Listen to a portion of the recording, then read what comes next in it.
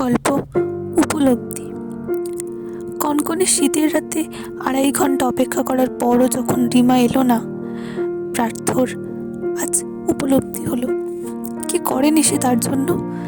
একটার পর একটা চাকরি ছেড়েছে, বেটার অপশনের পেছনে ছুটেছে, আরও নাম, আরও যশ, আরও খ্যাতি। বদলে সে পেয়েছে ঝগড়া, অবহেলা আর অপমান। রিমার কাছে অবশ্য পার্থ ছিল বরাবরই অপশন। পার্থর এই একদিকের প্রচেষ্টার আজ শেষ দিন। সম্পর্ক থেকে বেরিয়ে আসতে চায় সে। জীবনের এত বছরের স্মৃতি, আশা চূড়ান্ত বিন্দুতে এসে কাঁপতে লাগলো স্পিডোমিটারের মতো। একটা দীর্ঘশ্বাস ফেলে সে উঠে পড়ল।